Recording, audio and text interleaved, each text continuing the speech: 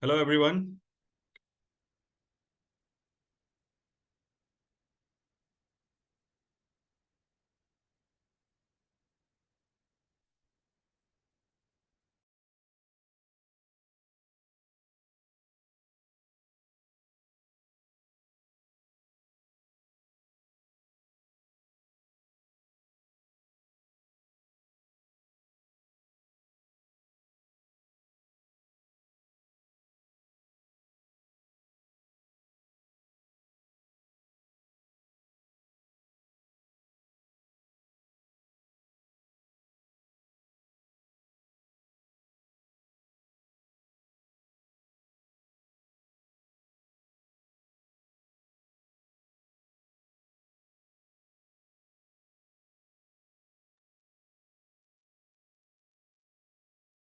Hello, everyone. There's some problem on the camera side. I will just quickly.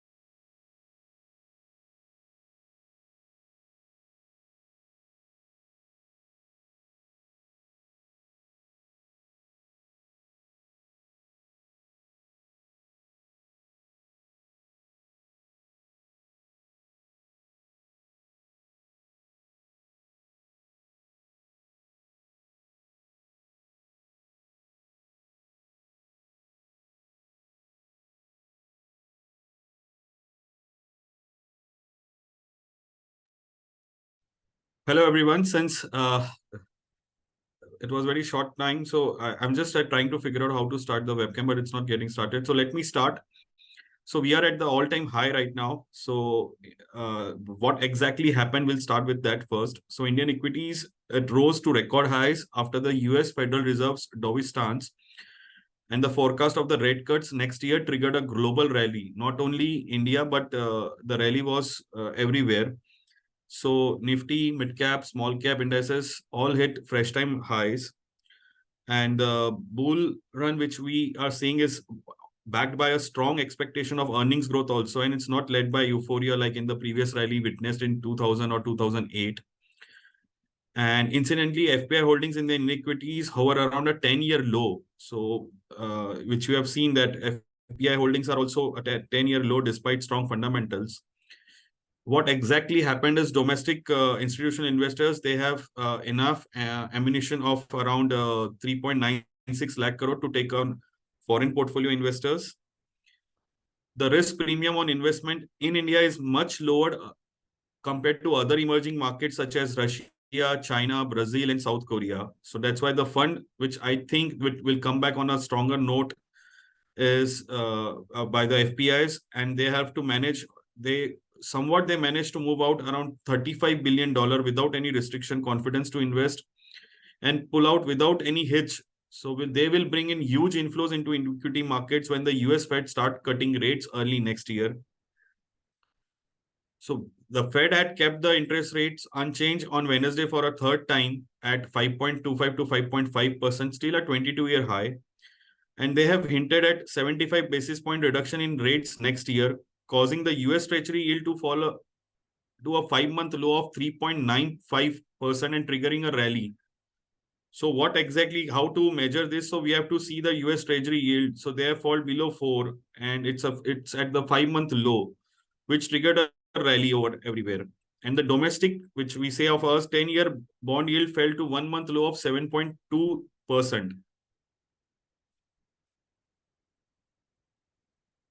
So from here on, I personally feel there will be upgrade in India's GDP forecast because of the easing of oil prices, and the RBI decision to clamp down on inflation led to a broad-based rally and the outperformance by realty and the IT space. November wholesale price also rose for the first time in 8 months on a costlier food, validating the RBI's worries on stickier inflation. So all sectors ended in green except healthcare and consumer durables. Realty and IT were the top gainers, up more than 3% each. So if I have to highlight some of the points, one of the point I will highlight that cross tax to GDP ratio of the central government is increased to 11.5% of GDP, making it second highest level in the past half of a century. The only time when it was higher was in FY 2008 and at 12% of GDP. States also experienced tax buoyancy.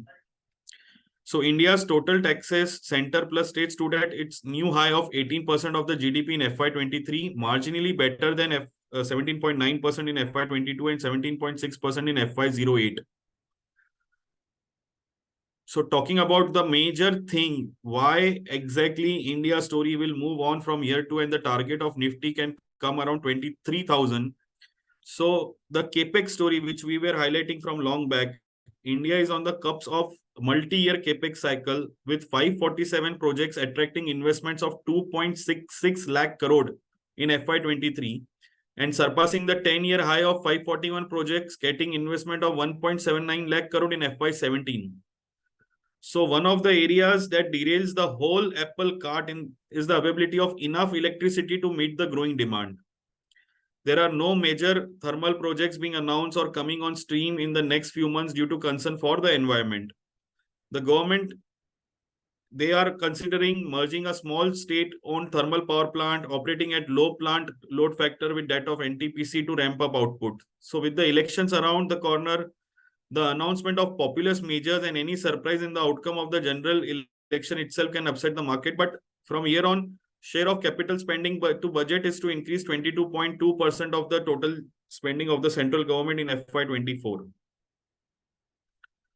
So the outlook for I will talking about all the macro things of the macro. Its macro environment is totally favorable.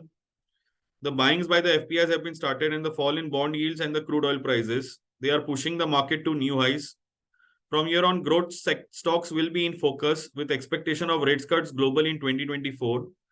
So sectors which are likely to benefit from lower interest rates are banking, NBFCs, IT, and real estate. And if you have seen is the FPI have started buying worth shares of 3,000 crore in last few days. The next resistance on the Nifty would be somewhere around 21,600, 700. And below, the immediate support is around 21,350 to 21,230. And we are making a higher top, higher bottom formation kind of from here on. Some of the stocks one should have a look from here on would be GAIL, SBI Cards, Zydus. In the NBFC space, Poonawalla looks really good from here on.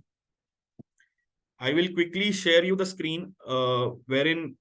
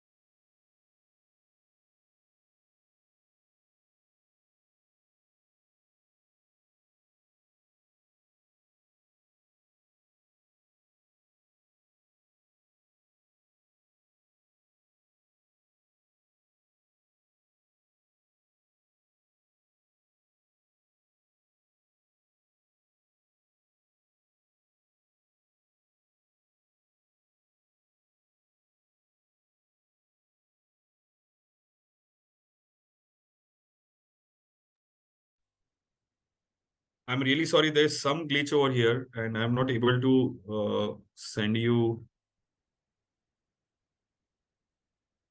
the exact presentation.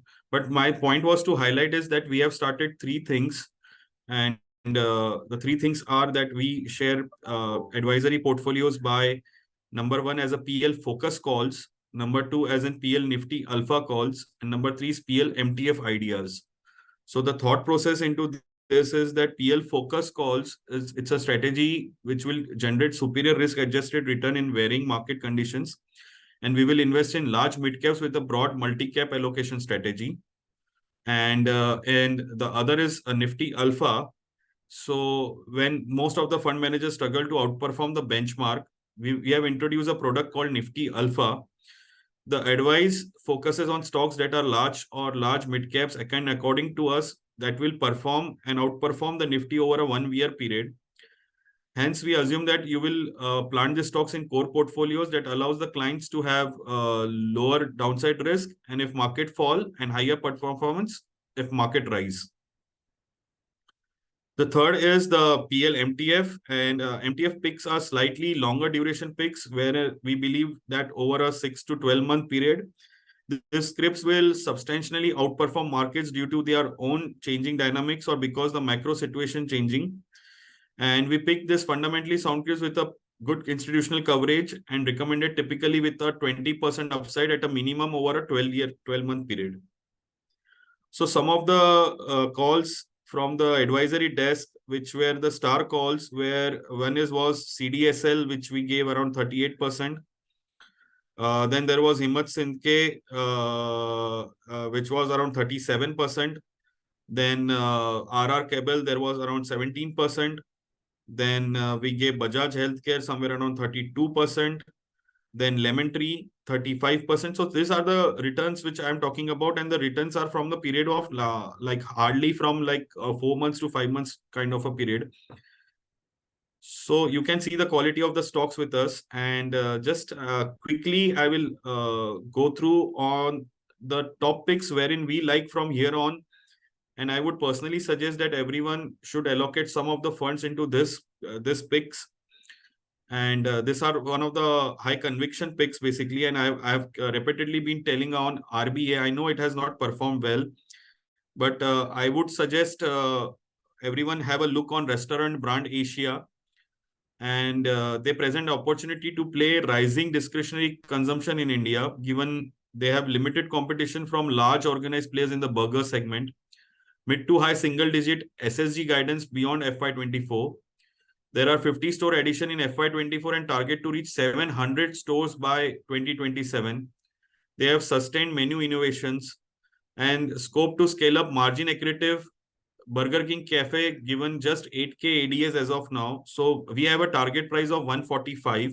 So this is one of the stock that is into our high conviction and plus into the focus alpha call, and which has not moved. So I wanted to let everyone buy where the price action is there. So you can buy RBA if someone has not bought it. And from the large cap, we strongly suggest to buy HDFC Bank and Maruti Suzuki from here on. And mid cap, small cap, like Navneet Education and Naveen Fluorine. So this two would really go from here on. And some of the stocks in the FNO space, which I like I have been mentioning on the advisory desk. One is SBI Card, which look fantastically well from here on. And the next is Gas Authority, GAIL, and third is Zydus. So Zydus, I have a target somewhere around 1,000. So please plan it properly and keep on screen and keep on trading continuously on the same. So thank you so much. That's what the today's call. And anything I'm available on WhatsApp call. My number is I hope so everyone has it, but I will just quickly drop my number on the chat box so that anyone who wants to like have any query regarding it can drop me personally too. Thank you.